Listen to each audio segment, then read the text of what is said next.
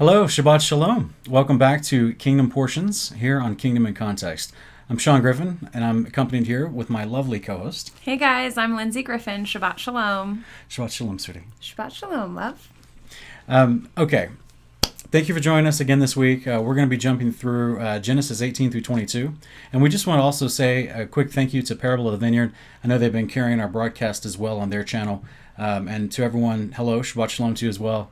Parable of the Vineyard. And any questions that you may have, just like anyone watching this through Kingdom in Context, put the questions in the comments below and we'll try to get them as time allows throughout the week. So I hope you enjoy the broadcasts, and as always, come visit us on Kingdom in Context. This is where we will this is where we host the show originally, and we have a great time doing it. It's like a weekly thing that we started a while back, and we're really enjoying it because we get to dig through the scriptures, and I get to do it with my wife, which I think is amazing.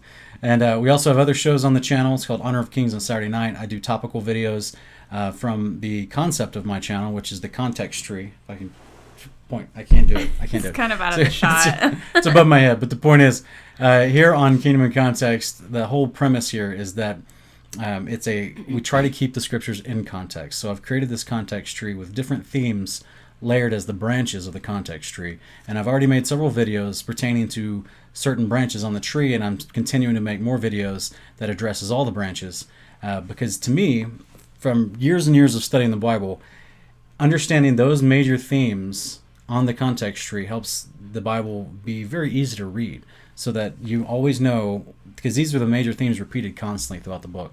So I wanted to help pass that on and share that with others so they can read the Bible and just read it like a normal book and already know the context of things being spoken of.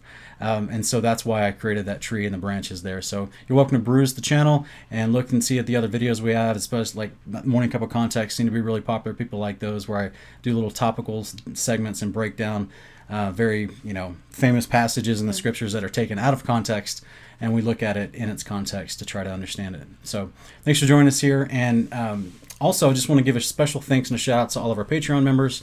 We really appreciate your support, and like I said before, we're actually going to be uploading some exclusive content on our Patreon page for Kingdom in Context, so we really appreciate you, and we hope to bless you with that additional content in the future.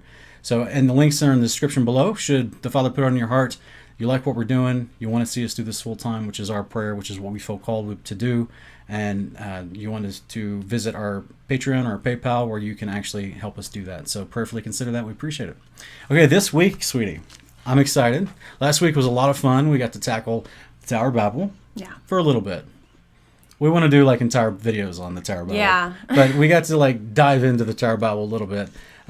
We could probably do 4 or 5 special isolated videos just on the Tower of Babel. There's so much fun stuff there, and how relevant it still is to our life, right. But we got to do that as well as look at circumcision. Yes. Okay, and as we said before, in these kingdom portions, we're covering large swaths of chapters to fit this all in a 52-week time period. So as a result of that, sometimes we may read 5 or 6 chapters and only get to cover 1 or 2 major themes from those 5 or 6 chapters. Like last week, we just covered the Tower of Babel and the covenant of circumcision and how they're related. So if you didn't check that out, go check that out. It was a lot of fun. This week, we're jumping Genesis 18 through 22, and we're going to be pairing some things up from the New Testament, also called the Brit, Hadasha, from Hebrews, 2 Peter, Book of Matthew. We're also going to be using the extra biblical book of Jubilees, and going to be discussing some of the things there. So, this is an exciting episode because we get to look at Sodom and Gomorrah. Yeah. Right? We get to see more of Abraham's shenanigans, and we get to see some, the big moment with Abraham and Isaac on Mount Moriah, which I think we found something really special while doing a study for this that I'd never seen before, and it's particularly about Isaac and the whole moment there with Abraham taking up the mountain. And I just think it's fascinating. I really do. It connects so many parts of the scripture. Stick with us to the end, guys, because I think you're really going to be blessed by it. So thanks for joining us. Do you want to start reading, or would you like me to, sweetie? I'll start us off. Okay. All right, so we're in chapter 18. All right. Now the Lord appeared to him by the oaks of Mamre, while he was sitting at the tent door in the heat of the day. When he lifted up his eyes and looked, behold, 3 men were standing opposite him. And when he saw them, he ran from the tent door to meet them, and bowed himself to the earth, and said, My Lord, if now I have found favor in your sight, please do not pass your servant by. Please let a little water be brought and wash your feet, and rest yourselves under the tree, and I will bring a piece of bread that you may refresh yourselves. After that you may go on, since you have visited your servant. And they said, So do as you have said. So Abraham hurried into the tent to Sarah and said, Quickly prepare 3 measures of fine flour, knead it, and make bread cakes. Abraham also ran to the herd and took a tender and choice calf and gave it to the servant, and he hurried to prepare it. He took curds and milk and the calf which he had prepared and placed it before them, and he was standing by them under the tree as they ate. Then they said to him, Where is Sarah your wife? And he said, There in the tent. He said, I will surely return to you at this time next year, and behold, Sarah your wife will have a son.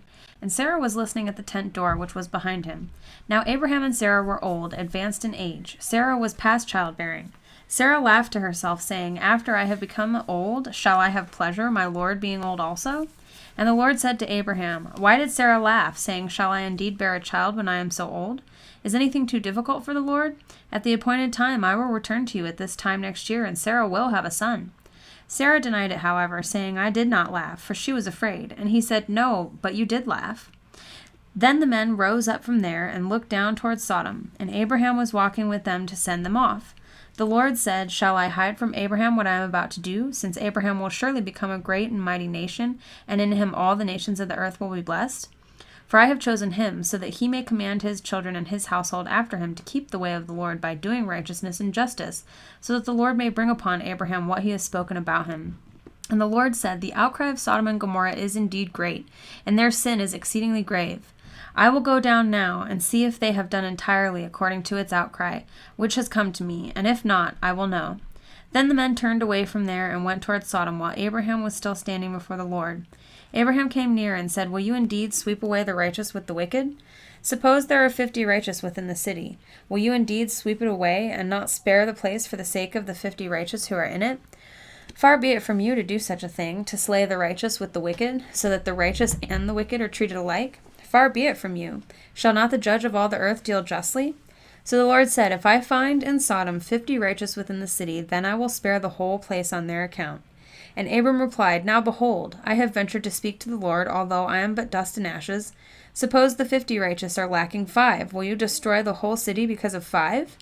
And he said, I will not destroy it if I find 45 there. He spoke to him yet again and said, Suppose 40 are found there. And he said, I will not do it on account of the 40.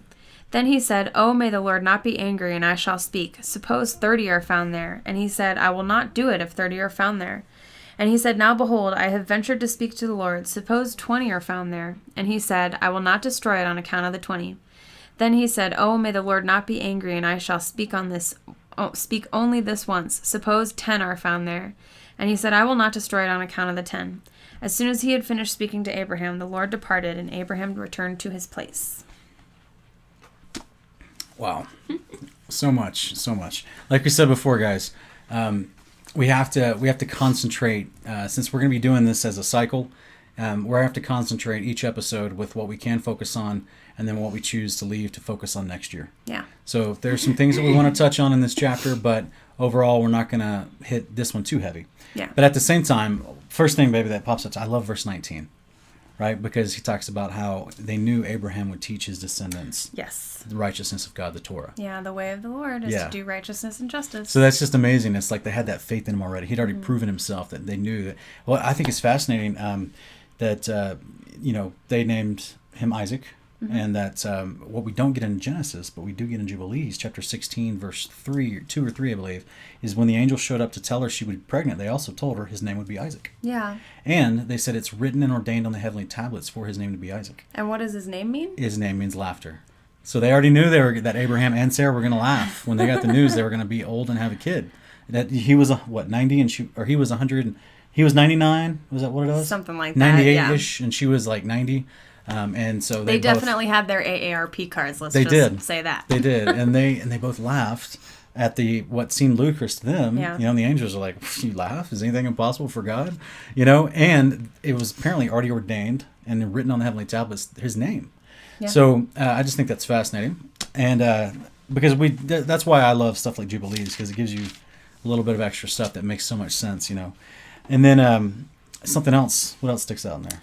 Well, one thing that definitely sticks out to me is verse 8, where Abraham is definitely not keeping kosher here. That's right. With him serving the milk and the calf.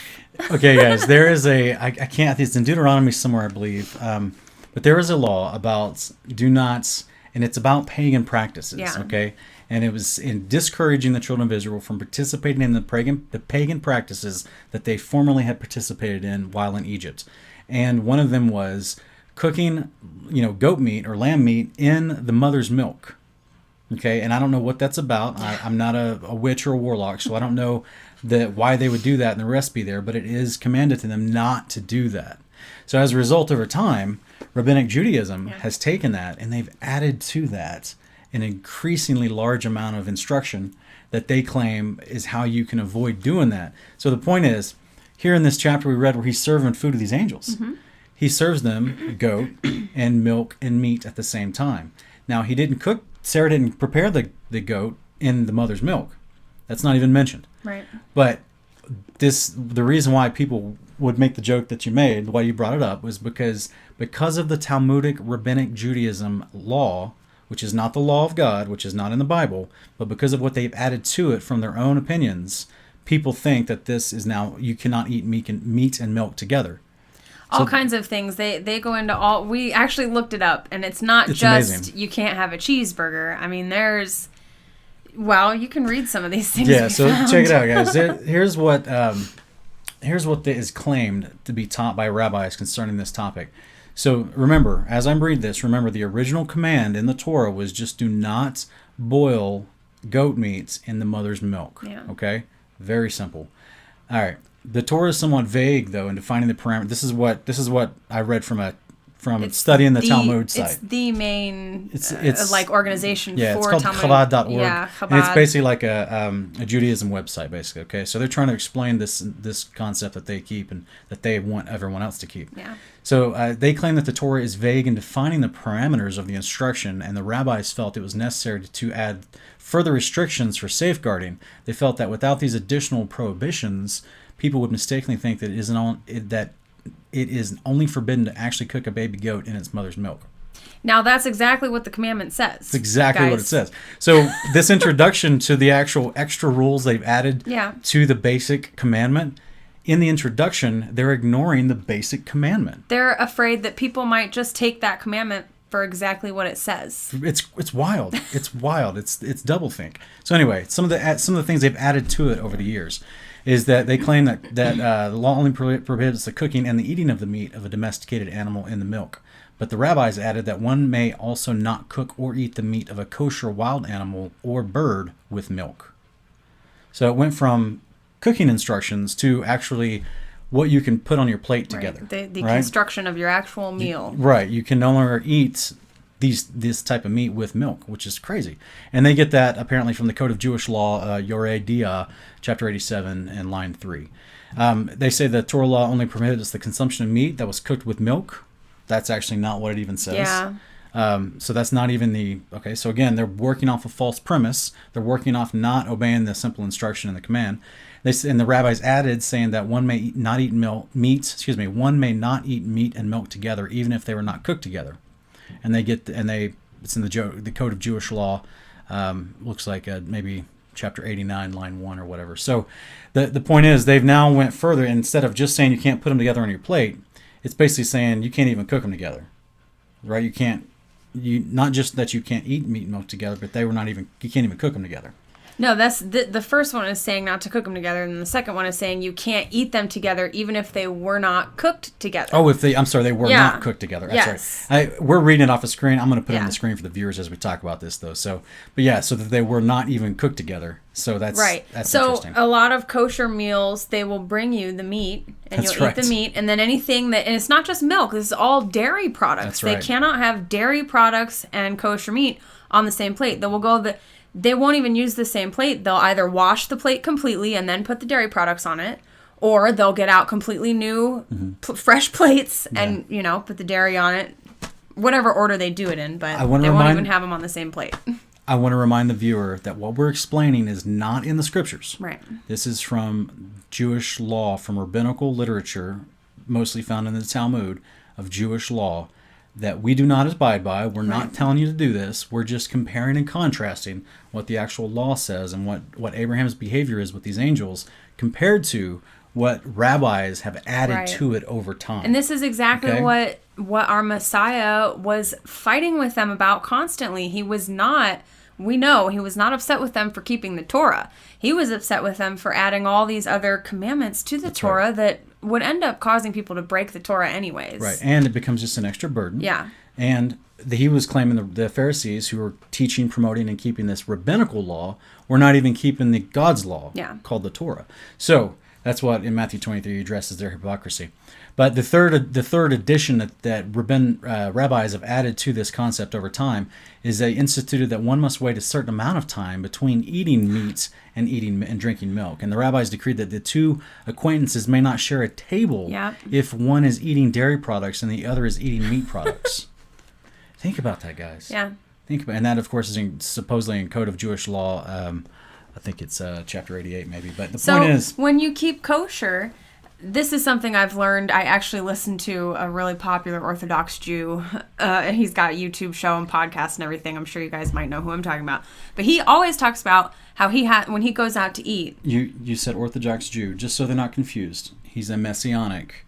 We talking about? No, I'm talking about Ben Shapiro. Oh, no. Ben Shapiro is always talking about I how... you're talking about M2I. No. Ben Shapiro is always talking about how, because he keeps kosher, he can't go to any restaurant. Which is why he says part of the reason he stays in L.A., because there's lots of kosher restaurants there. But what this means is, back in the kitchen, they're not, it's the way they're cooking everything and keeping everything separated. It's not just he needs to go to a restaurant that offers, clean meats. He's got to go to restaurants that do everything according to these laws and how they're cooking everything. Right. And again, I'm trying to painstakingly address these quote-unquote laws that we just mentioned are not in the Bible. Right. This is in something else of rabbinical Talmudic Judaism that we do not profess, we do not teach, and we encourage you not to follow. It's a different religion altogether. It adds to the Word of God, which is instructed to us not to do. Okay, so this is why we're trying to break it down for you. Because people like to claim, people that don't know the Bible, that haven't taken the time to study this, they like to claim that Abraham is breaking Jewish law, that he's breaking the Torah, and that he's eating non-kosher. Yeah. The only kosher concept in the Torah, Leviticus 11, Deuteronomy 14, are about clean meats that you can eat. Which animals are clean and which are unclean. The cooking instructions is just simply this pagan occultic practice of cooking the meat in the mother's milk. Yeah, specifically. All these other things we just read to you about preparation and who you can sit with that's eating dairy products or meat products, that's not in the scriptures. Yeah. In fact, sweetie, I think this is probably the whole foundation behind the famous Acts 10 vision that Peter had, where he was being chastised because he was not wanting to sit with others, quote unquote, the Gentiles, right? Yeah. So it's very possible that this was some of his lingering motivations, right? Because remember, like I think, I've shared this in previous episodes, but Jesus chose Peter as a disciple not because he had it all figured out yet, right? There was plenty of other people mentioned in the apostles. Excuse me. There's plenty of other people mentioned in the Gospels, Matthew, Mark, Luke, and John, that Jesus did not go call to be his disciple. And it calls them righteous because they had already figured it out, right? They had already been trained and were doing the Torah and were doing righteousness. And there was others that he was chastising for keeping these custom laws of the Jewish Talmud being promoted by the Pharisees, yet they were not keeping Torah. And then there's people like Peter, okay? He's a regular average age Joe. He didn't have the training that Paul did, okay, as far as theological training. And he still needed to learn. He needed a master to disciple him. He needed a teacher to teach him how to actually do this stuff. And so even we see after the ascension of Jesus in Acts chapter 10, even though he's still considered a leader in the church, there apparently was some lingering indoctrination from rabbinical Judaism that he was still trying to kick, because the Father has to tell him, look, these Gentiles are not unclean. Yeah. You can eat with them. Yeah. It's okay. And by that, it's not about food. That whole vision wasn't about food. It was about people. Well, and what's really ironic about that Peter needs to be rebuked for that, is that if you read back in, I think it's in Exodus, it's talking about how when the Hebrews were in Egypt, the Egyptians had a custom where it was detestable to them to eat with the Hebrews. True.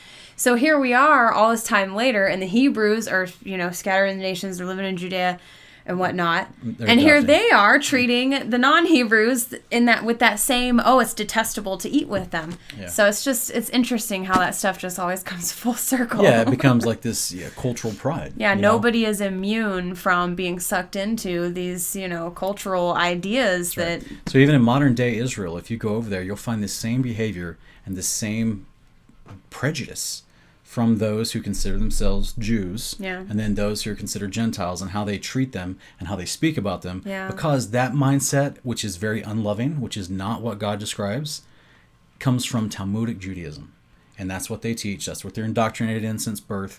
And this is why they made it illegal to even talk about Jesus on the street. Yeah. You know And we're not attacking individual followers of Judaism. Like, I listen to Ben Shapiro every morning. I love his podcast. I think It's like political commentary. Yeah, it's not theological teachings. No, yeah. Right. He's, as far as, not going to him for any biblical knowledge, I mean, he's a smart guy. And I pray for him every day to, come to knowledge of Yeshua. So this isn't an attack on individuals. We want you to really understand that we love everybody. We want everybody to come to the truth of Yeshua and keeping the commandments, and that's what we want for everybody. We just want to help point out these huge differences between what the religion of Judaism actually teaches and indoctrinates people into compared to what the Torah says. In the same way that we do it with what are taught in the mainstream churches, it's no different. We love everybody in those churches just as much as we love all the people in the synagogues. We understand. We just encourage everybody to keep God's words in context of what God's words are and not what man's opinions are. Yeah, and just like any other time we come across a verse that gives us an opportunity to point out a bad teaching from church that we learned, right? We feel like we want to do the same with Judaism, because a lot of times it's really easy for us to come out of the churches and start keeping the Sabbath and realizing these things didn't change, and then a lot of us might immediately go to Judaism to look for advice on these things. And it's not necessarily the right thought system to go looking for advice from. Because unfortunately there are some bad teachings still in the modern American churches that claim that those who are keeping Judaism are actually following Christ, yet they just don't accept him, but they're still following Christ. They just don't realize it, and they're like our extended brethren. It's very vague and it's very non-scriptural, to be honest, but it's also very confusing to a lot of folks who do not have the time to spend reading their Bible as others do, and they come out realizing there's a lot of hypocrisy and there's a lot of things not being taught in the church, and there's a lot of things taken out of context, and there shouldn't be 40,000 different denominations in American churches, and they realize there's problems and they want truth, and then they think, well, the Jewish people must have truth, right? They've been keeping it this whole time. They're trying to get back to the simple instruction of it all, and instead of getting good instruction in the scriptures, right, which is what our goal is for kingdom portions. Unfortunately, these people run right into Judaism, and then that's a totally different ditch on the other side of the road. So that's why we have a heart for this, and just like Jesus did. I think he made a great example. Jesus is a perfect example in all ways, right? Same way in this, okay? So he had Pharisees around him all the time that hated what he was saying, right? They wanted to kill him at every point because he was rebuking their false man-made opinions and traditions. They were superseding over on top of God's instructions in the scriptures. But here's the thing, sweetie. Did he just, every time he went and spoke publicly and there were Pharisees in the crowd, did he tell them, okay, wait, before I speak, Pharisees, get out of here. You can't be around here. No. He was loving, he was gracious. If they were going to listen, he was willing to listen. He even entertained some questions from them at time to time. John chapter 3 is a famous account with Nicodemus, who was a Pharisee. It changed Nicodemus' life, right? So even though, and Joseph of Arimathea as well, he was also a Pharisee. Okay, so obviously he revealed himself in like miraculous fashion in Acts chapter 9 to Paul, to switch him from Judaistic Pharisee beliefs over to following the actual way of the Torah. And he never rebuked the laymen, the people underneath the Pharisees who were blinded by these teachings, who were deceived by these teachings. He rebuked the teachings and the teachers. That's right. He didn't rebuke the people that were being deceived by the teachings. He taught them. He taught them the truth. He taught them the truth, And so that's kind of our heart, is that we're trying to help people dissect this stuff. And so what a lot of people would just skip right over when they read Genesis 18 and they see Abram and Sarai. She's Sarah She's now. Sarah already. So Abraham and Sarah at this point. And they're actually, hosting a meal. Yeah. for these three angels. That's And another thing I wanted to point out before we move to the next chapter that is just something people glaze over is these angels show up in physical form. That's right. They eat physical, real, That's right. human food. That's right. And what are we going to be made like when we're resurrected? Like We're going to be made like the angels. We're going to get the same spiritual type of body that Yeah. the angels have. And just So- like Jesus exemplified, eating food. Right. So this concept that the resurrection is just some spiritual thing, the kingdom is a spiritual thing that's in our hearts right now. You mean that it's not tangible and real? Exactly. Yeah. It's not, a spiritual body is not. Or at least, excuse me, let me back up. You mean that people claim it's not tangible and real? Yes, people Right. think of spiritual and they think like Casper the Friendly Ghost. They think something wispy and smoky and it doesn't have a physical body. But these angels, we see angels show up constantly. That's right. As men. And they eat and they do all these. I mean, apparently they could procreate with women on somehow. Mm-hmm. So, I just Well, want to and point this out is- to people when we're made like the angels, that doesn't mean we're gonna just be spirits floating That's around right. like we're taught to. We're going to have real believe. bodies. It's just made of a different substance. Yeah. Adam was made of soil, of the dirt, and the Father breathed the Spirit into him. He became a living soul. Spiritual beings, like angels, are made of spirit and water, as Jesus explains to us in John chapter 3. And this is why we have to be born again of spirit and water to enter the kingdom of heaven, which is the resurrection event, which is why in Isaiah 26:19 it says the earth gives birth to departed spirits, and this is the moment of the first resurrection. So it's a different nature. Yeah. Paul explains this in great depth in 1 Corinthians 15, verses 35 through 49, I believe, where he talks about there's things that come from the earth, they're called earthy. There's things that are made from the spirit, they're called spiritual beings. And at the resurrection, we are done with our earthy body and we're given this spiritual body. Yeah. From a scientific standpoint, it's a different type of physics.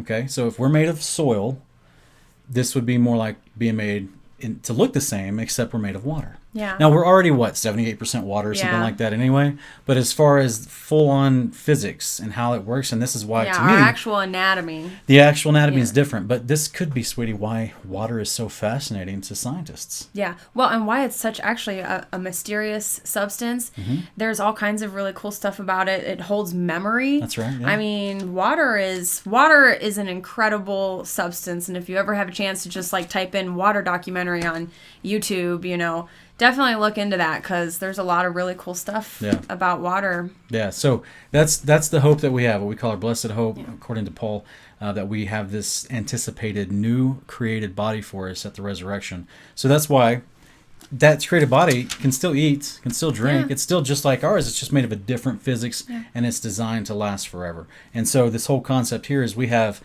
earthy Abraham and Sarah and all their peoples hosting an earthy meal for angelic spiritual beings. So just like when Jesus is resurrected, remember I think it's in John 19, he shows up into the locked room with the other disciples and he's like, I'm hungry. Has anybody got some fish? Yeah. That's one of the first things he wants to do is eat with them. He's like, I've been dead for 3 days. Can I get ready some for food? some supper? You guys got some chips over there, some gefilte fish That and some last chips? supper only lasted him so long. It's to me, that's like the most real you can get. Yeah. Like, he's alive and he wants some food. It's like, let's get him some food. I'm sure he's hungry. I think that's wild. So yes, that's what we see happen in Genesis 18. And is anything else in there that you thought you might want to? We've probably spent enough time on this Yeah. chapter. We probably have. Because I could point out more, but I think we should So we'll move go to on. Genesis 19, guys. Verse 1 says, Now the two angels came to Sodom in the evening, as Lot was sitting in the gate of Sodom. When Lot saw them, he rose to meet them and bowed down with his face to the ground. He said, Now behold, my lords, please turn aside into your servant's house and spend the night, and wash your feet. Then you may rise early and go on your way. And they said, however, No, but we shall spend the night in the square. Yet he urged them strongly, so they turned aside to him and entered his house, and he prepared a feast for them, and baked unleavened bread, and they ate. Before they lay down, the men of the city, the men of Sodom, surrounded the house, both young and old, all the people from every quarter. And they called to Lot and said to him, Where are the men who came to you last night? Where are the men who came to you tonight? Bring them out to us, that we may have relations with them. But Lot went out to them at the doorway and shut the door behind him. And it said, Please, my brothers, do not act wickedly. Now behold, I have 2 daughters who have not had relations with man. Please let me bring them out to you, and do to them whatever you like. Only do nothing to these men, inasmuch as they have come under the shelter of my roof. But they said, "Stand aside." Furthermore, they said, "This one came in as an alien, and already he is acting like a judge. Now we will treat you worse than them." So they pressed hard against Lot and came near to break the door. But the men reached out their hands and brought Lot into the house with them and shut the door. They struck the men who were at the doorway of the house with blindness, both small and great, so that they wearied themselves trying to find the doorway. Then the two men said to Lot, "Whom else have you here? A son-in-law, and your sons and your daughters, and whomever you have in this city, bring him out of this place. For we are about to destroy this place, because their outcry has become so great before the Lord that the Lord has sent us to destroy it." Lot went out and spoke to his sons-in-law, who were to marry his daughters, and said, "Up, get out of this place, for the Lord will destroy the city." But he appeared to his sons-in-laws to be jesting. And when morning dawned, the angels urged Lot, saying, "Up, take your wife and your 2 daughters who are here, or you will be swept away in the punishment of the city." But he hesitated. So the men seized his hand and the hand of his wife and the hands of his 2 daughters, for the compassion of the Lord was upon him, and they brought him out and put him outside the city. When they had brought them outside, one said, "Escape for your life. Do not look back behind you, and do not stay anywhere in the valley. Escape to the mountains, or you will be swept away." But Lot said to them, "Oh no, my lords. Now behold, your servant has found favor in your sight. You have magnified your loving kindness, which you have shown me by saving my life. But I cannot escape to the mountains, for the disaster will overtake me. I will die. Now behold, if this town is near enough to flee to, and it is small, please let me escape there. Is it not small, that my life may be saved?" He said to them, "Behold, I grant you this request also, he said to them, "Behold, I grant you this request also, not to overthrow the town which you have spoken. Hurry, escape there, for I cannot do anything until you arrive there." Therefore the name of the town was called Zoar. The sun had risen over the earth when Lot came to Zoar. And then the Lord rained on Sodom and Gomorrah brimstone and fire from the Lord out of heaven. He overthrew those cities and all this valley, all the inhabitants of the cities and what grew on the ground. But his wife, from behind him, looked back, and she became a pillar of salt. Now Abraham rose early in the morning and went to the place where he had stood before the Lord. And he looked down toward Sodom and Gomorrah and toward all the land of the valley. And he saw, behold, the smoke of the land ascended like the smoke of a furnace. Thus it came about, when God destroyed the cities of the valley, that God remembered Abraham and sent Lot out of the midst of the overthrow. When he overthrew the cities in which Lot lived, Lot went up from Zoar and stayed in the mountains with his 2 daughters with him. For he was afraid to stay in Zoar, and he stayed in a cave, he and his 2 daughters. Then the firstborn said to the younger, "Our father is old, and there is not a man on earth to come in to us after the manner of the earth. Come, let us make our father drink wine. Let us lie with him, that we may preserve our family through our father." So they made their father drink wine that night, and the firstborn went in and lay with their father, and he did not know when she lay down or when she arose. On the following day the firstborn said to the younger, "Behold, I lay last night with my father. Let me make him drink wine tonight also. Then you go in and lie with him, that we may preserve our family through our father." So they made their father drink wine that night also, and the younger arose and lay with him, and he did not know when she lay down or when she arose. Thus both the daughters of Lot were with child by their father. The firstborn bore a son and called his name Moab. He is the father of the Moabites to this day. As for the younger, she also bore a son and called his name Ben-Ami. He is the father of the sons of Ammon to this day. All right. Okay, so this is a tough chapter. That's a rough chapter. This is a tough chapter. Okay, so Lot, I think the first thing that pops in my head is, Lot's wife, famous story of Lot's wife looking back, turns to a pillar of salt. I don't know how the physics of that works, but I know if you're raining fire and brimstone is just salt, by the way. Yeah. People don't realize that sometimes. And salt burns, so hence fire and brimstone raining down.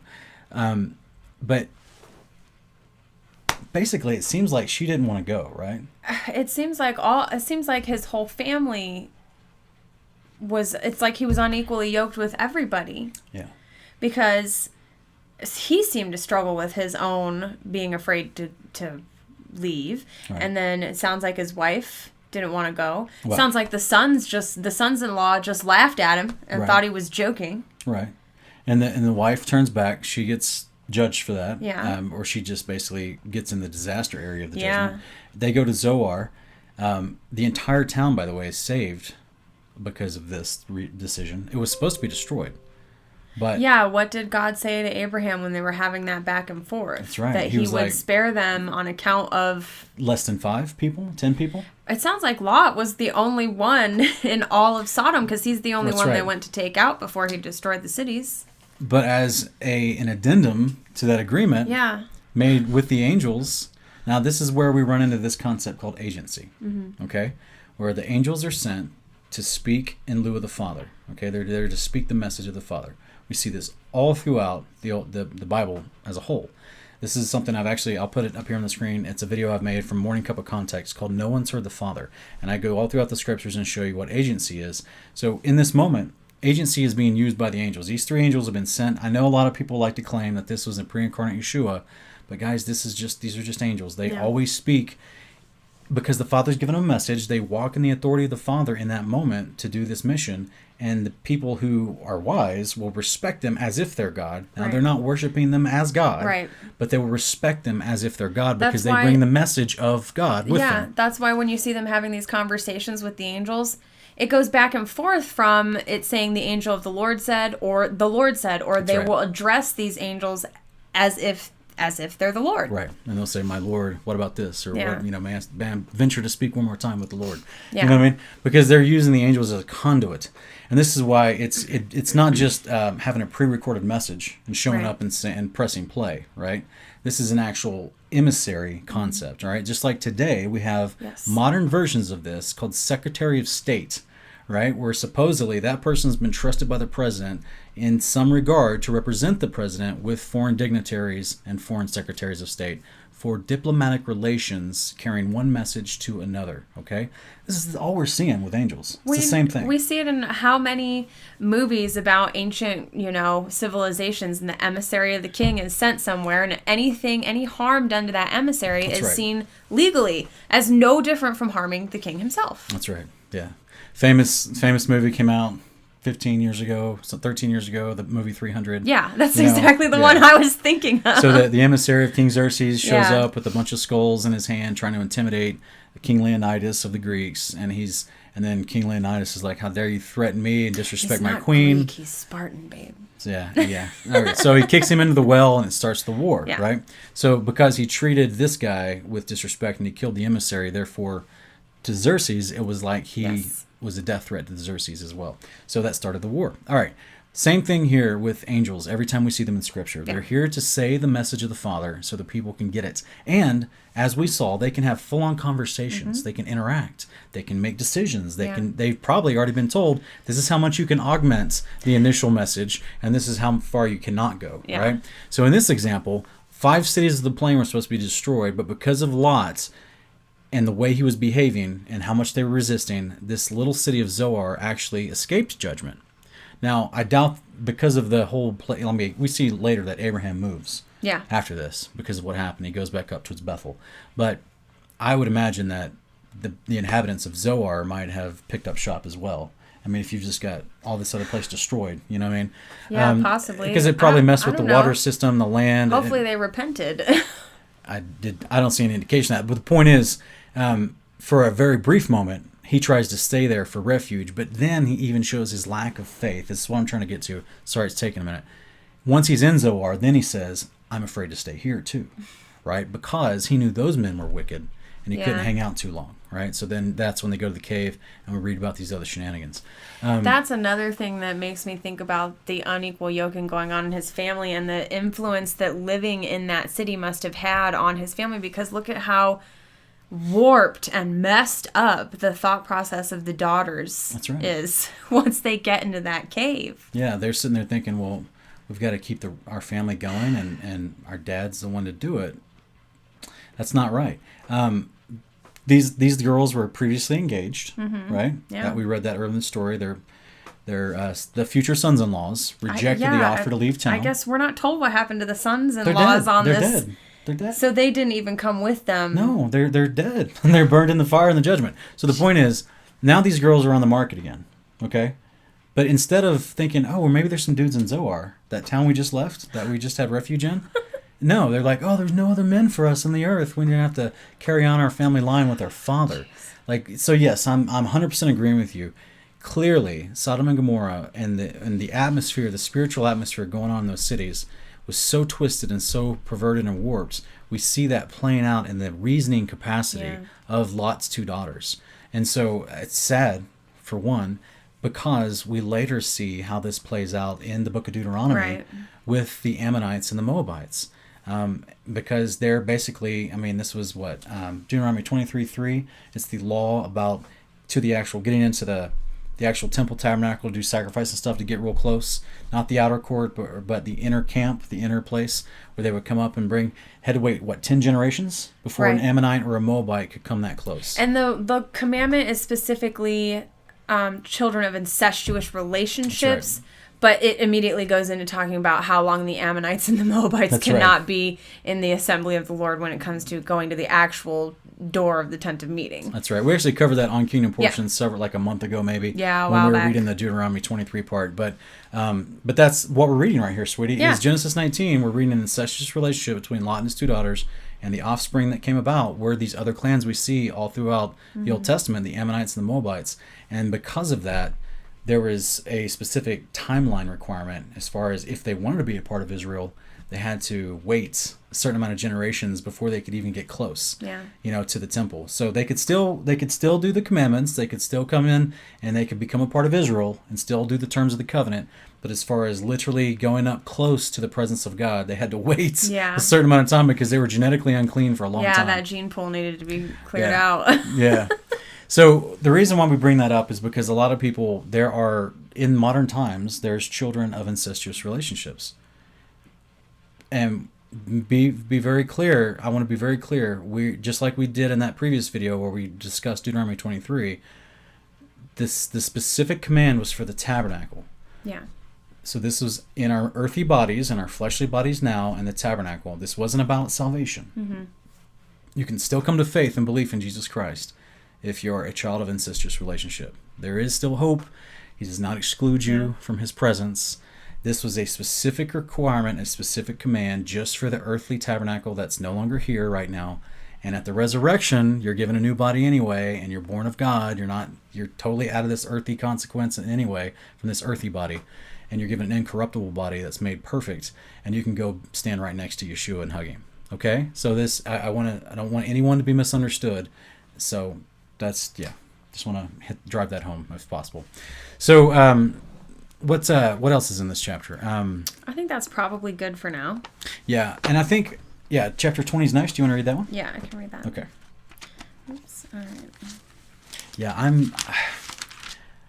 it's tough to even read Genesis 19 because of all the bad decisions being made. And then all the questions that it bring up as far as why this, why that, how was Lot living? He's called righteous.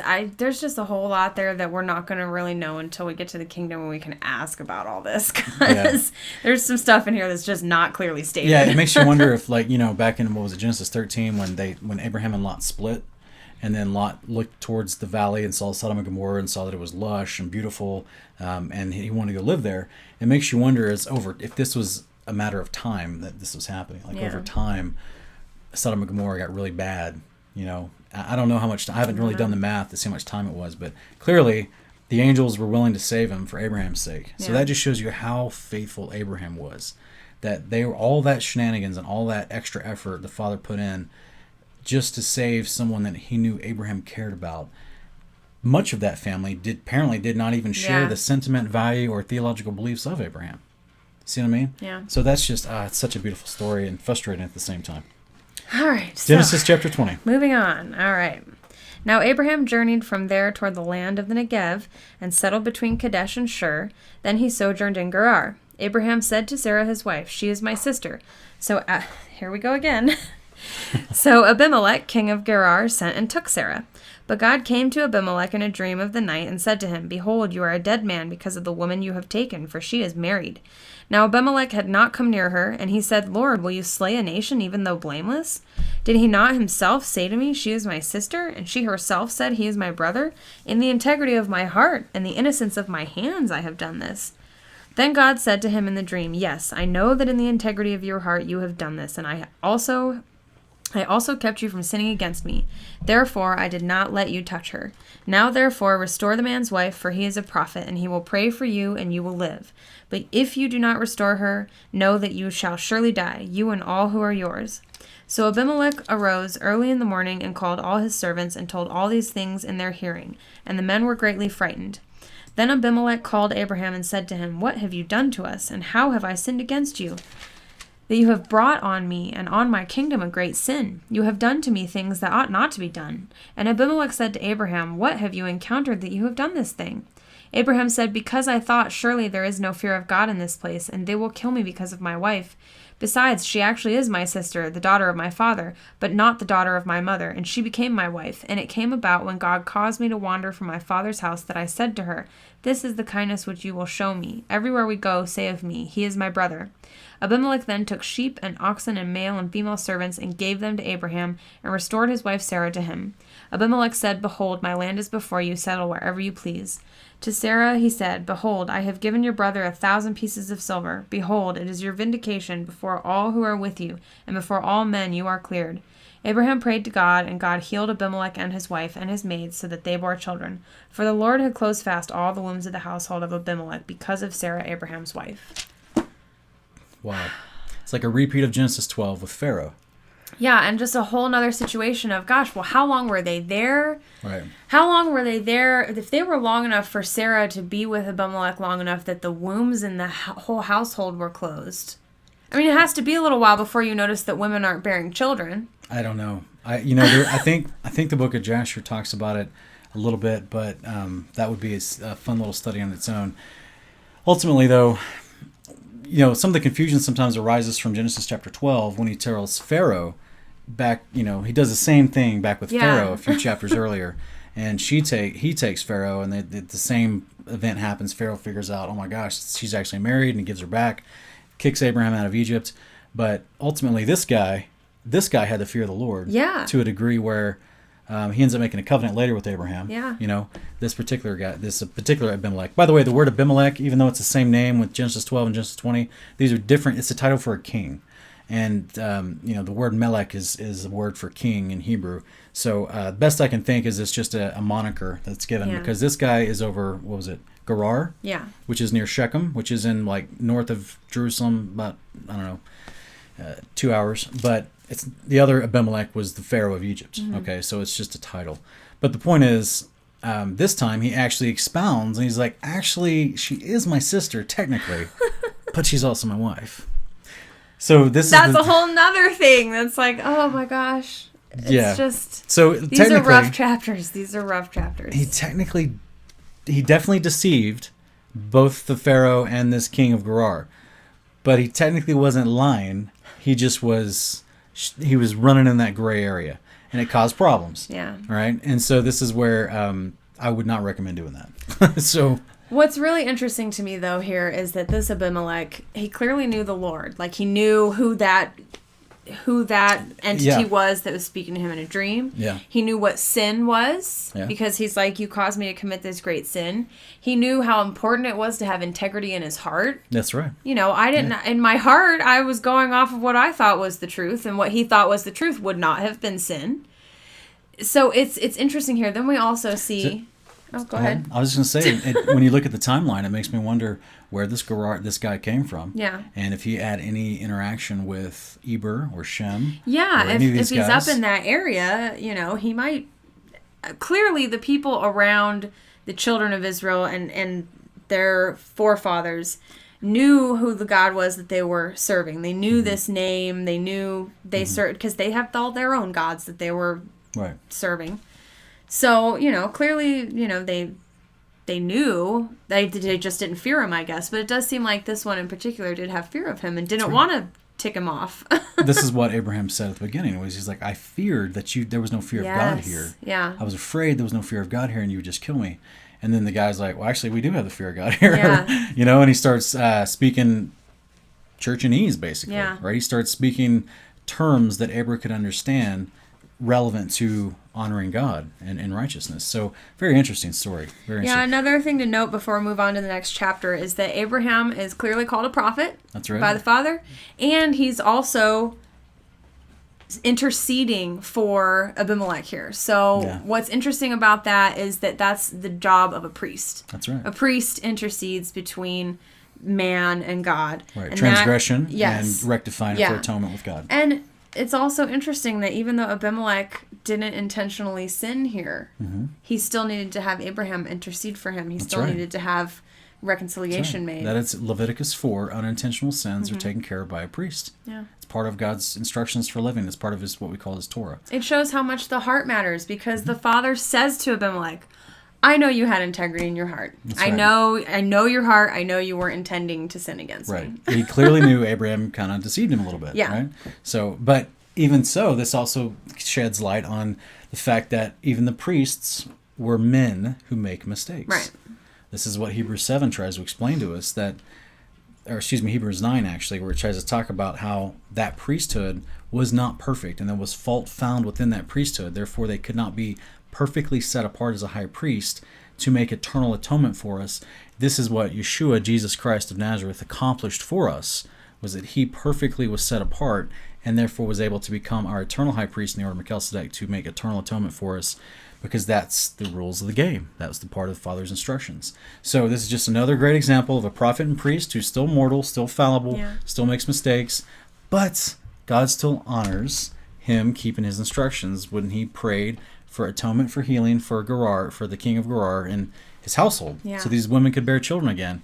So just there's a lot of good lessons in this one. Ultimately, about just the gray areas that show you that there's, right and wrong in many different situations. You just want to continue to try to strive towards the right way, All right, so let's jump into chapter 21 real quick, Genesis 21.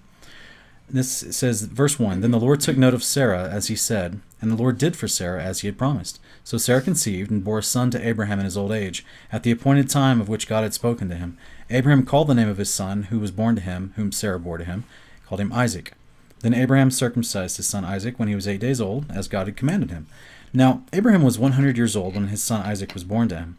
Sarah said, God has made laughter for me. Everyone who hears will laugh with me. And she said, Who would have said to Abraham that Sarah would nurse children? Yet I have borne him a son in his old age. The child grew and was weaned. Abraham made a great feast on the day that Isaac was weaned. Now Sarah saw the son of Hagar, the Egyptian, whom she had borne to Abraham, mocking. Therefore she said to Abraham, Drive out this maid and her son, for the son of this maid shall not be an heir with my son Isaac. The matter distressed Abraham greatly because of his son. But God said to Abraham, Do not be distressed because of the lad and your maid. Whatever Sarah tells you, listen to her, for through Isaac your descendants shall be named. And the son of the maid I will make a nation also, because he is your descendant. So Abraham rose early in the morning, and took bread and a skin of water, and gave them to Hagar, putting them on her shoulder, and gave her the boy, and sent her away. And she departed, and wandered about in the wilderness of Beersheba. When the water in the skin was used up, she left the boy under one of the bushes. Then she went and sat down opposite him, about a bowshot away, for she said, Do not let me see the boy die. And she sat opposite him, and lifted up her voice, and wept.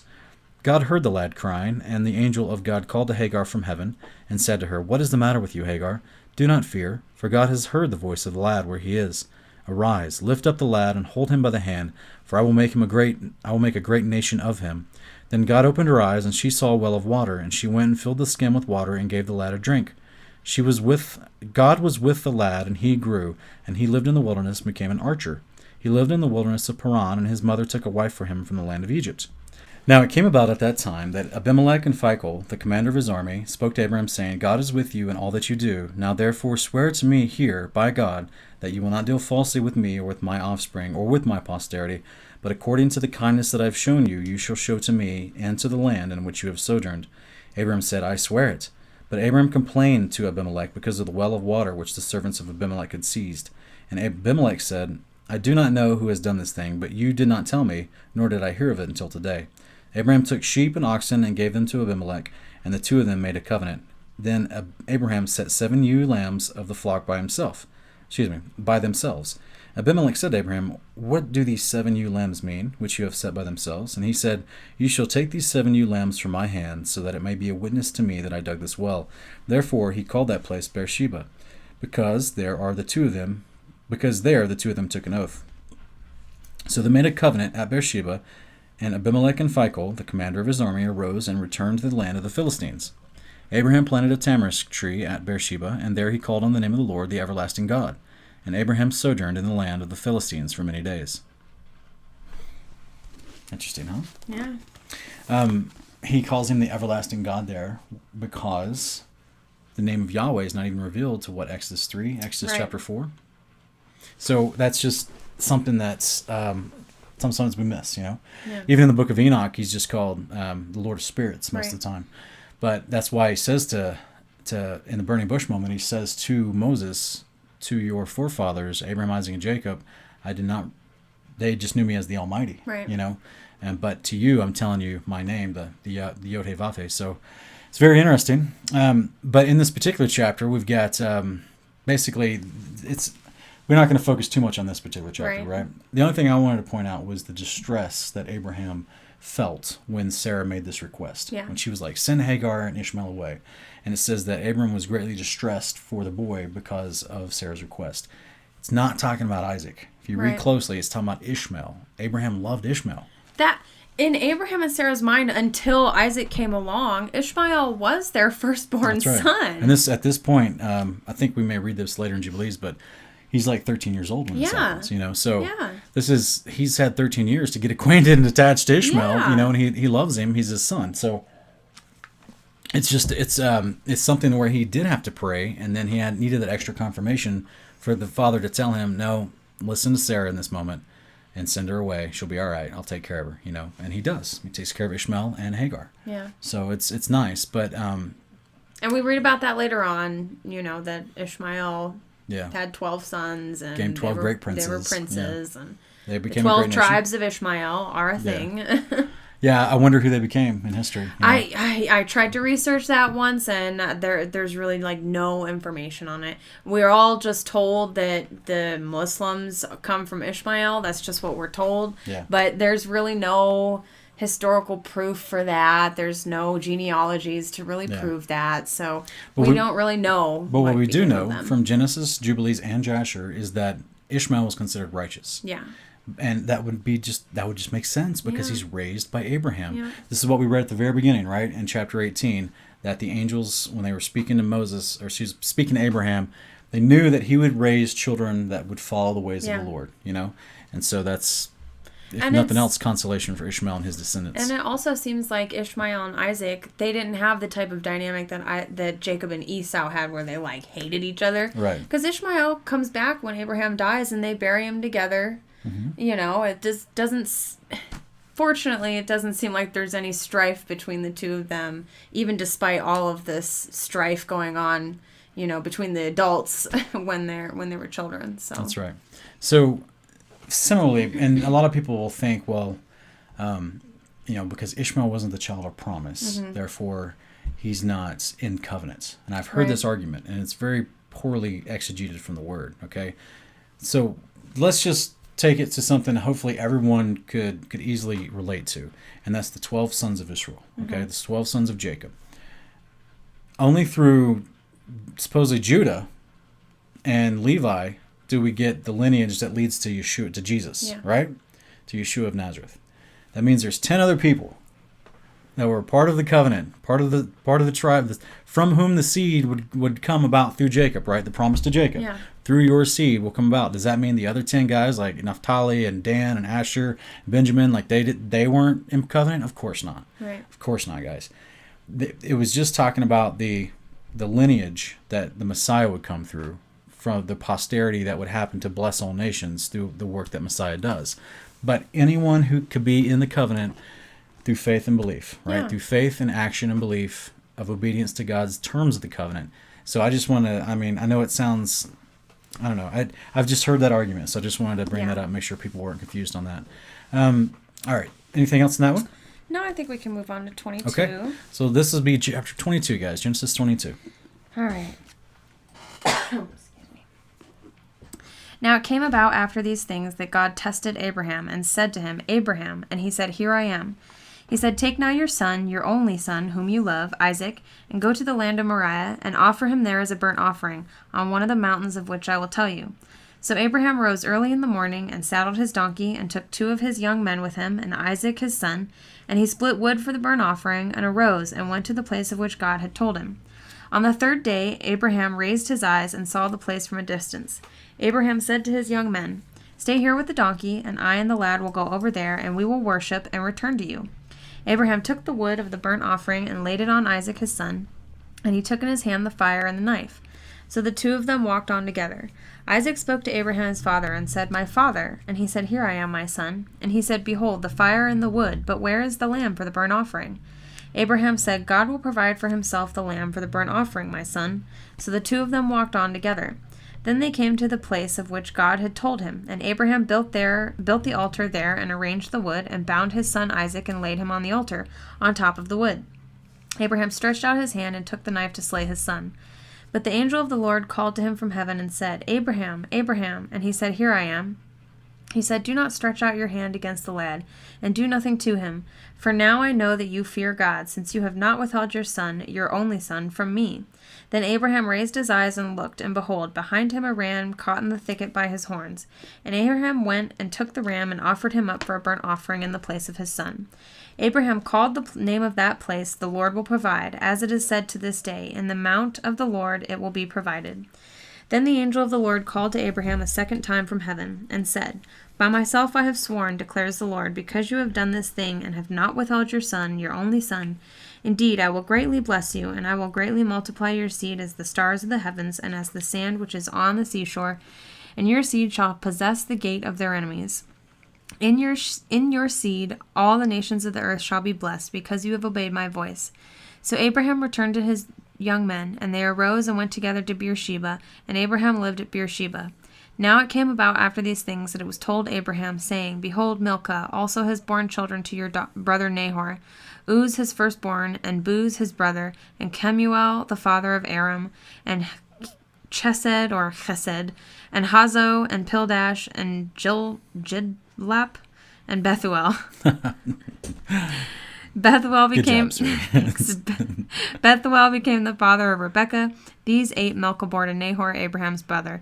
His concubine, whose name was Reumah, also bore Teba and Gaham and Tahash and Maacah. The end. It's more names, more fun names to work through. So, crazy story, beautiful story at the same time. So before we get into the meat of the actual chapter, there's a couple unique statistics that are inside this chapter that a lot of people aren't aware of. It's the first time the word love is used in Genesis. Mm-hmm. Yes. And it's the first time the word worship is used in Genesis. In the same chapter, the first appearances of 2 concepts. I think it's fascinating. Yeah. Guys, when he says we're going to go over there and worship, the next verse is them going over into the wooded area and doing the burnt offering. That's right. So, excuse me, when we try to point out this, that the system of sacrifices is not a burden and it's not a punishment and it's not just to remind people of their sins and to remind them not to sin next time. It's literally worship. It's the way that the Father has prescribed that he be worshipped. That's right. And, as we've discussed in previous episodes, it's simply making a meal. Yeah. So the altar sacrifice was him setting up his cooking surface. Yeah. You know what I'm saying? And he brought the animals for the sacrifice. Yes, there were specific instructions on the ingredients and the cooking preparations, but ultimately they ate of the meal that they cooked. That's why it's called a burnt offering. We see this in Leviticus 7 and chapter 6 as well. We see this in Deuteronomy 12 and 14. We see this in so many places. Only specific sacrifices, there's I think only 2 or 3 that had to do with the Holy of Holies and things like that. Those animals were not eaten, but all the other ones, all these sacrificial meals that we're seeing Abraham do, like he's literally just making a meal before the Lord, and that's what he's calling worship. So if I could relate this away from all these terms that people think are like strict religious terms, guys, this is as if your father called you and said, "Hey, would you like to come to my house and make a meal? You bring the food, I've got the grill, we'll cook out in the backyard and have a good time. We'll fellowship, we'll have a good time, and we'll reestablish relationship and solidify bonds between you two." That's all this concept of worship really is in the Old Testament. Is they're making meals and eating. So as a result of this was a couple things we need to point out here, because people are probably going, "But wait, you sacrificed Isaac. You trying to say he's going to eat him?" No. No. Yeah. God abhors human sacrifice. God abhors cannibalism, according to his, Deuteronomy 13 and other places where he says you will not sacrifice your children to Molech or to Baal. And this was an actual test that Abraham passed, which is why he was stopped and he didn't go through it. And he even says so in the chapter, right? He says, because you have not withheld your only son. And by the way, I don't know if this has any significance, but it says 3 times in this chapter that he calls Isaac your only son. Yeah. What about Ishmael? Exactly. So, is it truly his only son? Yes, it's his only son from Sarah. It's his only son of promise. That the whole point of him saying, "I've called you out of the early Chaldees. I'll establish a nation with you. By you, all the families of the world will be blessed, and I will give you and your descendants an inheritance forever in this land, forever." All this huge moments leading up to this point in Abraham's life. Because this supposedly was like well into Isaac's life. Yeah. He was like 29 or something like this. Yeah. So he was not a young kid. And even the book of Joshua claims that he knew what was kind of up, and he willingly went, and his mother pleaded with him not to go, but he willingly went. So the point is, there's a lot of more symbolism relating this back to the father and son and Yeshua's sacrifice for us. So it's very, very similar, which is why he keeps calling Isaac, you did not withhold your only son. Whom you love. That's right. So I think it's fascinating because we see that same parallel with the Messiah. Yeah. And there's all this parallel with Messiah here. The Father loves the Son. The Father loves the Son, and the Son was willing to lay down his life. Yeah. And now, of course, we want to make the reason why we're taking a moment with this to explain this. The Father does not instruct human sacrifice. In all of the Old Testament, he abhorred it. That was what the pagan nations did. Yeah. They went and made meals before their God, and much of that was involved in drinking the blood of strangled animals or even eating the flesh of other humans. And other things went on at this feasts that we don't want to talk about. So the point is, like, that was the opposite. That was the reverse. That was the bad stuff that went down. And some of that included cannibalism. But with the Father, he never instructed that. He only said, here's, bring a lamb or bring a heifer or bring, a chicken or whatever. So that's where he's just saying, bring some food for the cookout, Yeah. Now, Yeshua went to the cross willingly. The cross was not an altar of unhewn stone. Yeshua did not die literally at the hand of a priest, okay? He was not, none of the requirements for worship when it came to them preparing a meal on an altar sacrifice in the Old Testament applies to what Yeshua did, being betrayed by his people and murdered by the Romans on a cross as a public spectacle. Yeah. Okay? His body was not cut up and eaten and burned and cooked. He was, what I'm saying? None of that is the same. That's why symbolically he's called the Lamb of God that takes away the sin of the world. Symbolically, he gave his life in sacrifice. He laid down his life for his brothers, as 1 John 3 talks about. This is not saying he was a literal human sacrifice. Right. And this is a very important point of distinction because unfortunately, there's a lot of people running around claiming that Jesus nullifies the Old Testament because I'm like, no, I don't know if they understand what the Old Testament really instructs, nor what Jesus did. And not just that, but guys, the anti-missionaries, the people who are going around and convincing people to reject Yeshua and join Judaism or whatever weird version they've got of their own now, because they don't believe in keeping the Talmud, they also use that as one of their key arguments against Yeshua being the Messiah, is their human sacrifice is not allowed in the Torah.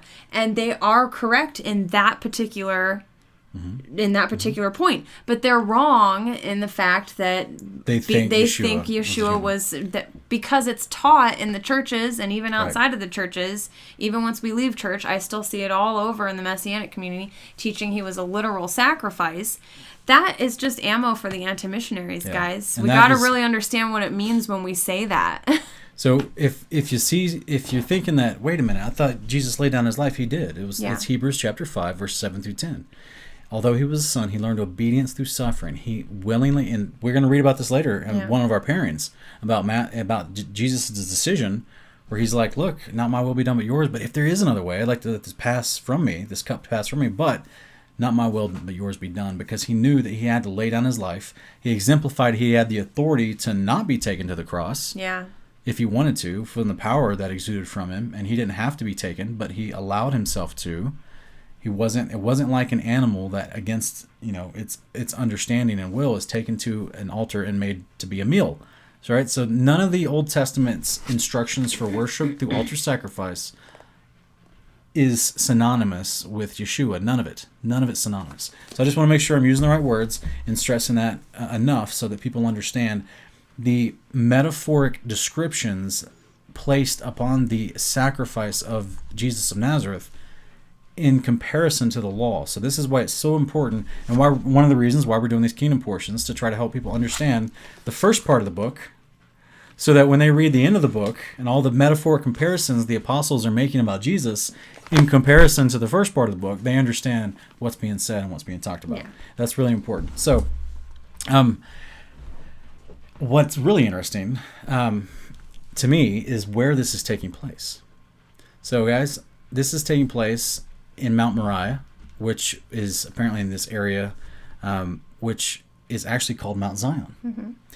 So this is actually happening in the vicinity of Jerusalem, and the hill of Golgotha, where Yeshua was sacrificed. That's fascinating to me. Yeah. It's truly fascinating. Some people even try to connect it as the same hill, but that depends on the archaeological evidence from how the Romans reshaped everything and put the fortress of Antonio up there and all that stuff. And so, that goes into kind of some speculation on where things were placed in the past, because the Romans redid everything. So it was just so anyway, the point is he's in the same area. He's in the same city. So basically, in the vicinity of Jerusalem, this is what's going down. That's why it says at the beginning, I want you guys to go on a 3-day journey, and then I want you to go to the hill that I'm going to point out. God's telling him, just go to that hill I'm going to point out over there. So it's very possible it could have been the same hill for symbolic reasons. I just think it's fascinating to me that, and again, it's because Jesus was the only Son of God. So let's get to our portions real quick, guys. Our pairings. Excuse me, our pairings. Yeah. Every week you call it the portions. I might do it next week too. Let's get to our pairings for this portions. Chapter 13 in Isaiah. Okay, here in Isaiah chapter 13, verse 17, it says, "Behold, I'm going to stir up the Medes against them, who will not value silver or take pleasure in gold. And their bows will mow down the young men. They will not even have compassion on the fruit of the womb, nor will I pity children. And Babylon, the beauty of kingdoms, the glory of the Chaldeans' pride, will be as when God overthrew Sodom and Gomorrah.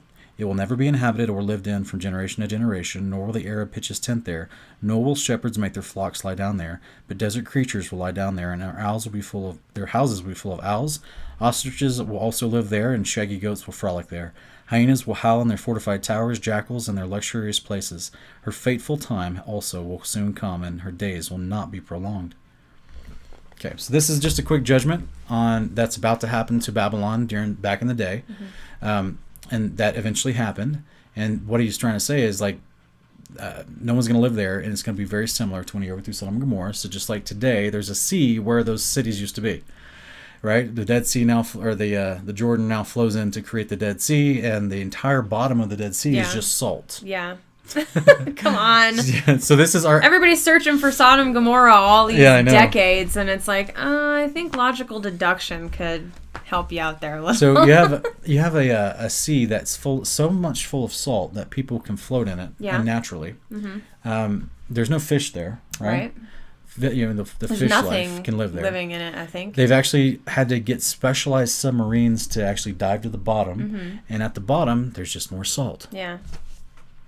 And didn't we watch something where some people were trying to go down there and the government stopped them? Yeah, they were trying to find possible structures or houses at the bottom of the sea, and they were searching different little areas, and without warning, the Israeli government decided to do demolitions testing. Yeah. Which is highly suspect. I can't remember the name of that documentary, but it was pretty suspicious. It's pretty bad. Yeah, they had permission to be there, and then suddenly, a day after they started, the Israeli government rescinded that permission and then started blowing things up in the water. In the middle of the Dead Sea. Yeah. And then they were suspicious. And then they were afterwards oh yeah, you can look again. Yeah. A few days later, they were allowed to go dive again. It's just so and why would that? Why wouldn't the Israeli government want remains of Sodom and Gomorrah to be found? I would only think they wouldn't want that if they weren't actually Bible believers. Because the Israeli government is Zionists. Yeah.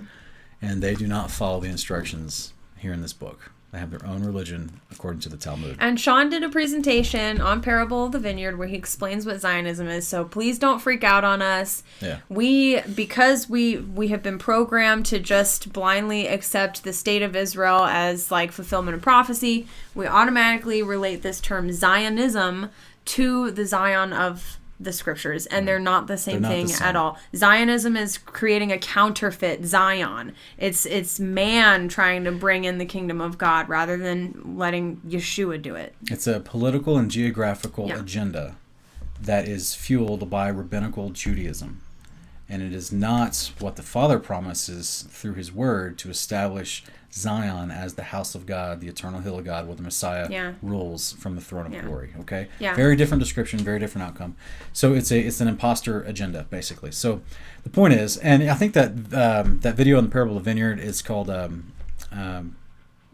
what's it called? I thought it had Zionism in the title because it got Zionism? flagged and taken down immediately. That's right. Yeah, during the show it was flagged and taken down. It's called Zionism versus the Garden of Life, I believe is what it's called. Okay. Zionism versus the Garden of Life. So Part 1 and 2. Part 1 and 2, yeah, because we got interrupted midway through. But it's part of the Road to Rescue series that I do with the co-host Ken. We do this on Sunday nights. So this next pairing, guys, in the New Testament, also called the Brit Hadasha, and this we're going to look into 2 Peter chapter 2. Excuse me. And 2 Peter chapter 2 verses 1 through 10. But false prophets also arose among the people, just as there will also be false teachers among you, who will secretly introduce destructive heresies, even denying the master who bought them, bringing swift destruction upon themselves. Many will follow their sensuality, and because of them the way of truth will be maligned. And in their greed they will exploit you with false words. Their judgment from long ago is not idle, and their destruction is not asleep. For if God did not spare angels when they sinned, but cast them into hell, and committed them to pits of darkness reserved for judgment, and did not spare the ancient world, but preserved Noah, a preacher of righteousness, with 7 others, when he brought a flood upon the world of the ungodly, and if he condemned the cities of Sodom and Gomorrah to destruction, by reducing them to ashes, having made them an example to those who would live ungodly lives thereafter, and if he rescued righteous Lot, oppressed by the sensual conduct of unprincipled men, for by what he saw and heard, that righteous man, while living among them, felt his righteous soul tormented day after day by their lawless deeds, then the Lord knows how to rescue the godly from temptation, and to keep the unrighteous under punishment for the day of judgment, and especially those who indulge in the flesh and its corrupt desires, and despise authority. So, just, wow, there it is. Yeah. The men of Sodom and Gomorrah are being referenced with apostasy, with the destruction that's due to them because of their out and out wickedness and licentiousness. So, and being an example for people all this time hereafter. They're supposed to be an example of that judgment. That's right.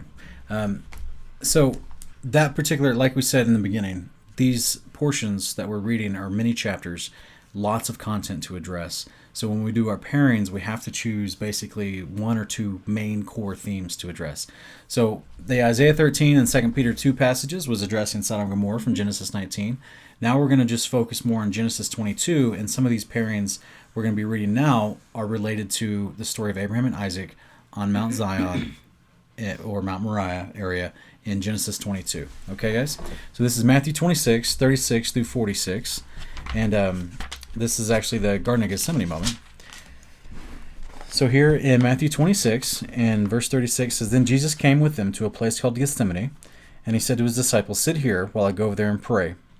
And he took with him Peter and the 2 sons of Zebedee, and began to be grieved and distressed. Then he said to them, My soul is deeply grieved to the point of death. Remain here and keep watch with me. He went a little beyond them, and fell on his face and prayed, saying, My Father, if it is possible, let this cup pass from me. Yet not as I will, but as you will. And he came to the disciples and found them sleeping, and said to Peter, So, you men could not keep watch with me for 1 hour? Keep watching and pray, that you may not enter into temptation. The spirit is willing, but the flesh is weak. He went away again a second time and prayed, saying, My Father, if this cannot pass away unless I drink it, My Father, if this cannot pass away unless I drink it, your will be done. Again he came and found them sleeping, for their eyes were heavy. And he left them again and went away and prayed a 3rd time, saying the same thing once more. So then he came to the disciples and said to them, Are you still sleeping and resting? Behold, the hour is at hand, and the Son of Man is being betrayed into the hands of sinners. Get up, let us go. Let us be going. Behold, the one who betrays me is at hand. Okay. I think it's interesting. The second time he comes back, he doesn't wake him up. He just lets him sleep. And then he gets back a third time. He's like, you guys are still asleep. He's like, I've been back twice again since I woke you up the first time. So, because it was in the middle of the night, apparently, or even they just had the big Passover meal. Yeah. So they had big, full bellies. And now they got to go out in the dark and sit and pray, which I'm guessing they would close their eyes while they did it. And they just start falling asleep. This is professional prayers right here. So I think it's, here he's like the stark contrast between Yeshua being in deep emotional agony, right? Other passages, parallel gospels say like he prayed to where his sweat was as drops of blood. He's in deep anguish and distress. And these other guys, they're not really catching it. They're not really aware of what's happening in this moment. And they just got a full belly and it's late at night. They were diet woke. Yeah. And they're just, they're like, yeah, we'll pray with you, man. And then they're like, they're falling asleep. And then he's like, what are you guys doing? I'm being betrayed, right? Like it's going down now. What the law of the prophets talked about, this is happening now. And, and they're just like, what's going on? So if Peter was asleep, because, it makes me want, he says he took Peter and the two sons of Zebedee with him, but that's not all 12 disciples. Right. So it's almost like he had one group over here, and then he took like 3 of them with him, Peter and these 2 other guys, which I'm guessing is James and John, the sons of Zebedee. Is that right? Don't ask me. So then he took these other 3 with him, and then were those 3 falling asleep, or was it the other 9 of the disciples? I don't know. It's hard to distinguish, but point is, he basically went alone to pray, and whenever he came back, he just kind of felt, like no one really had his back in that moment, and because of everything going down. And because they didn't. So I know people give Peter a hard, Peter tried to fight for him. True, but they didn't understand what was happening. Ultimately, they didn't know, and they did run in fear. They didn't really get it, what was going down at that point. So, but I think it makes me laugh because, some people when they go to sleep, they wake up and they're irritable. Mm-hmm. They're a grouchy bear. Yeah. So Peter, in the next few moments, is grabbing a sword and swinging at people, right? And it just makes me think like he's sleepy-eyed. He sees the Roman centurion show up. Judas is back, and he's like kissing him. He's like, "What's going on here?" He's just like he's all irritable, and I could be embellishing, but the point is, I could see a grouchy, just woke, middle of the night, sleepy, tired guy. Just had your big Passover lamb, a little bit of wine. And he's tired, he's grumpy, and then he's like, what's going on? And now he's being sobered, both from being awake and from whatever meal he just had because of the stark reality of what's happening with his Messiah, with his master. And of course he was extremely guilt-stricken for the rest of the narrative in the Gospels with Peter, until Yeshua kind of reinstates him later. But here we have a moment where, like we just talked about earlier, right? This was the Son of God who, as Enoch 47 tells us, was around before creation. As Colossians 1 tells us, the firstborn of all creation. We have the Son of God, now in the flesh through Mary, has decided he's going to do this. I will do this, not my will be. If there's any other way it's going to happen, let it be. But if not, your will be done, Father. And he's taken this moment with great anguish and stress to reaffirm to himself, thankfully for our sake, that he did it. He went through with it, even though he probably, from the prophets, knew everything was going to happen to him. Which is probably why he's so distressed. He's like, if there's any other way that this could all happen, I don't want to have everything happen to me that is described in the prophets. But thankfully, he had the courage and he overcame. And so he was faithful to the end, even unto death. And he willingly laid down his life in sacrifice, but not according to an altar sacrifice, as we read in Exodus, Leviticus, Numbers, and Deuteronomy, and all the instructions there. So he was not an animal sacrifice. He was what Hebrews calls a sacrifice of obedience. Mm-hmm. That's his sacrifice was being obedient to the Father, even unto death, which is what we're called to do. Right. So, all right. And also the next place we're going to read in here is Hebrews chapter 11. Do you want to read this one, sweetie? Yeah. It's going to be in verses 17 and 18, chapter 11. By faith, Abraham, when he was tested, offered up Isaac, and he who had received the promises was offering up his only begotten son. It was he to whom it was said, in Isaac your descendants shall be called. Yep. Boom. There it is. So, here we have Abraham, it just clearly tells us Abraham's being tested. Yeah. Okay, this is what we talked about earlier. God knew He wasn't going to let him go through it. The whole purpose was to bring about the seed of promise through Isaac, right? And so therefore He wasn't going to allow him. And it even goes on to say later that He knew He could bring him back from the dead as a type, right? And that's kind of what verse 19 talks about. He considered that God is able to raise people even from the dead, which He did receive Isaac back as a type of resurrection. Okay, even though Isaac didn't literally die, this is another moment of using this as a type, a simile, a metaphor of language being expressed here. So, and this is amazing. It's basically saying straight up, Abraham was being tested. Yeah. The father was not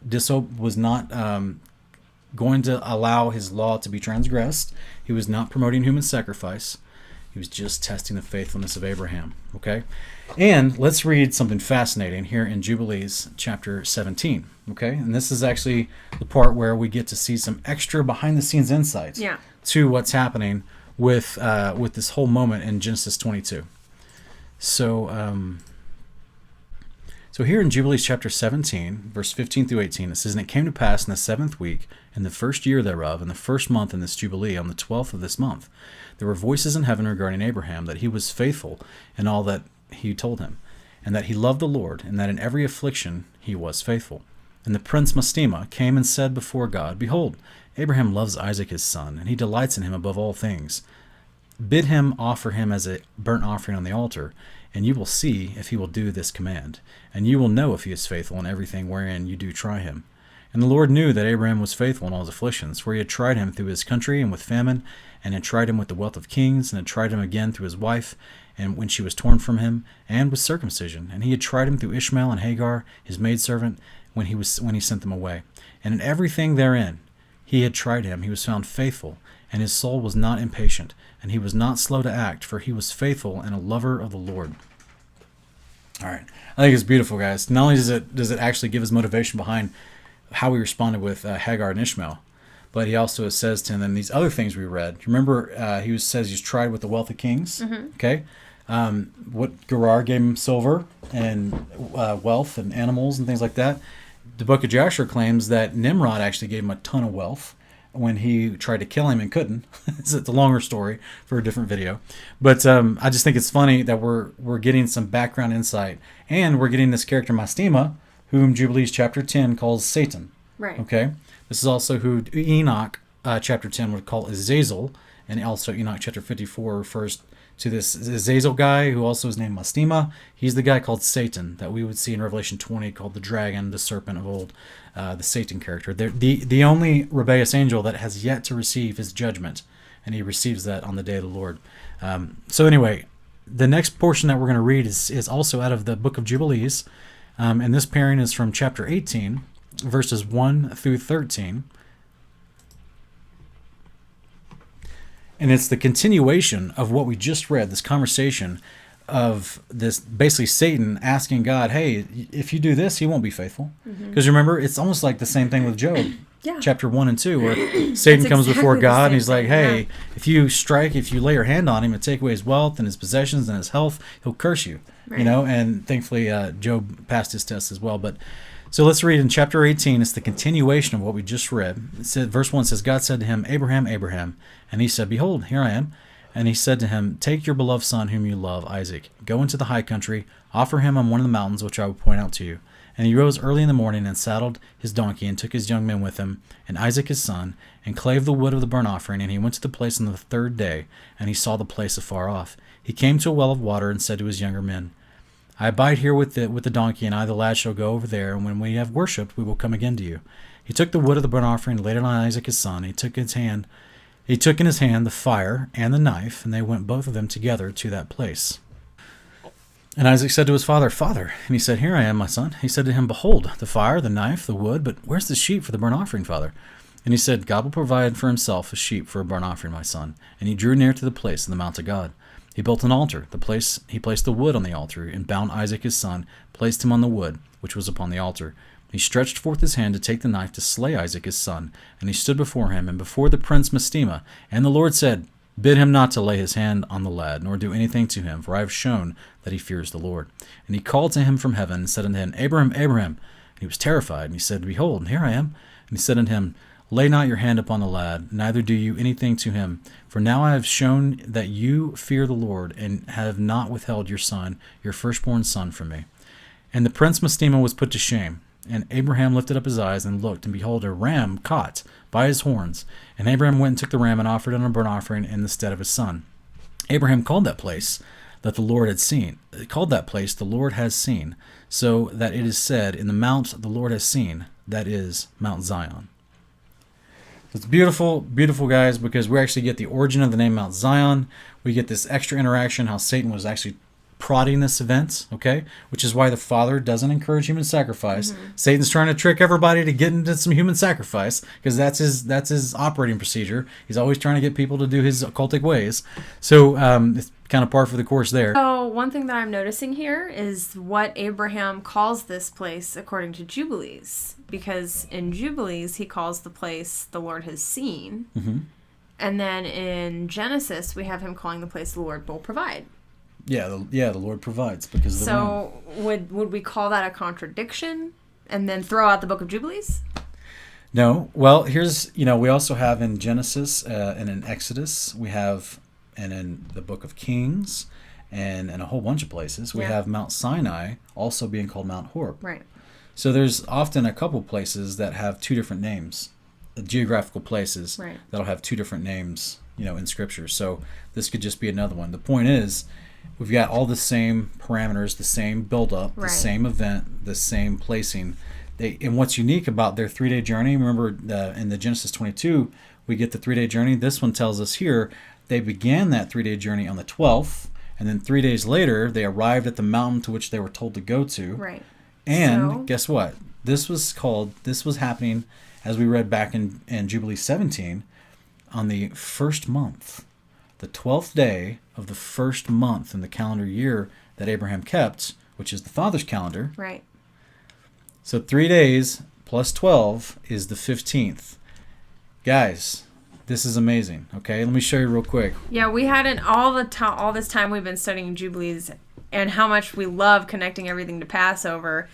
We didn't notice this till just this past week when we were studying. So check this out, guys. So in the same chapter we just read in Jubilees 18, the last 3 verses, 17 through 19, it says, after this moment, he pulls Abraham off. They use the ram that they found for the burnt offering. They go back to the men that were waiting on him.